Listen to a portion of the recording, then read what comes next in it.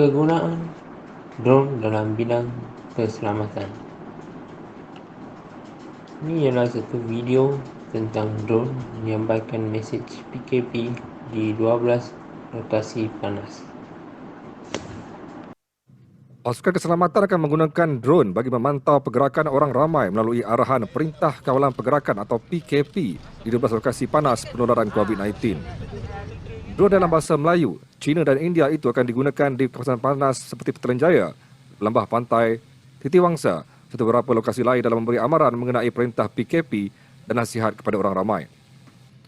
Panglima ATM Jeneral Tan Sri Effendi Buang berkata, penggunaan drone dalam kawalan keselamatan ini adalah tindakan efisien dalam membuat kawalan dan pengawasan dengan lebih cepat. Katanya selain dari 12 lokasi panas, drone itu juga akan digerakkan ke kawasan sasaran yang dikenal pasti masih mempunyai sikap degil dalam kalangan masyarakat yang melanggar arahan PKP. Beliau berkata demikian dalam ujian penggunaan drone di pejabat polis daerah Brickfields petang Selasa. Dalam video ini, pasukan keselamatan telah menggunakan drone bagi memantau pergerakan orang ramai untuk menyampaikan mesej berkaitan Perintah Kawalan Pergerakan PKP di 12 lokasi panas akibat penularan COVID-19 di Kuala Lumpur.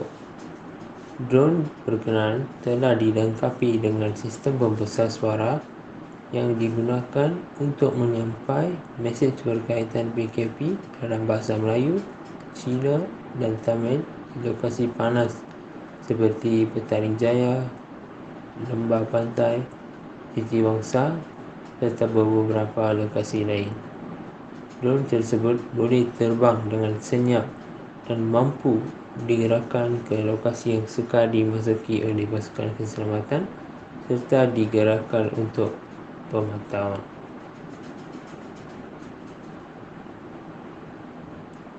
Selain 12 lokasi panas, drone tersebut juga telah digerakkan ke kawasan sasaran yang dikenal pasti masih ada orang ramai yang degil dengan melanggar arahan PKP.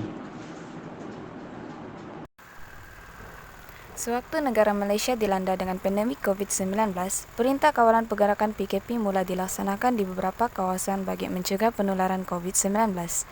Polis Diraja Malaysia PDRM menggunakan drone untuk memantau pergerakan rakyat dan memastikan rakyat sentiasa berada di rumah.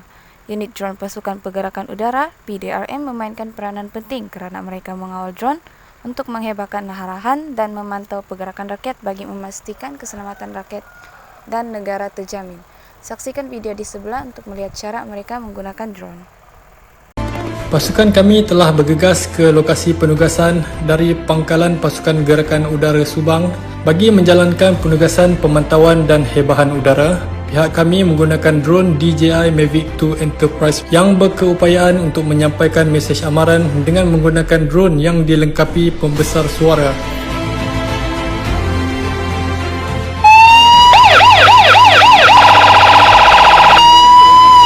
Perhatian, perhatian, perhatian.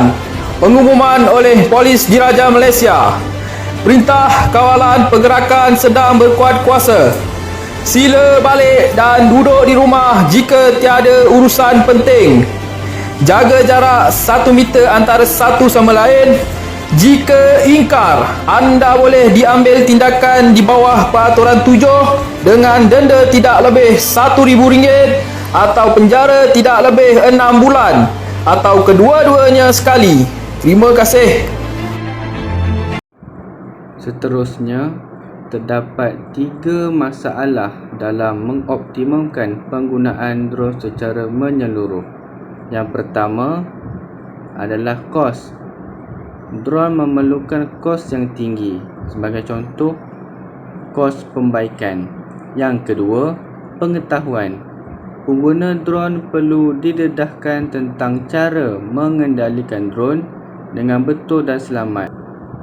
Maka, pelbagai kursus dan latihan simulasi perlu diwujudkan dan ia mengambil masa yang lama. Dan yang terakhir, iklim.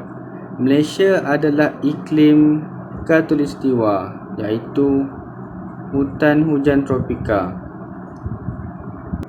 Malaysia menerima hujan yang sangat tinggi. Tambahan pula, drone tidak mampu terbang dalam keadaan hujan.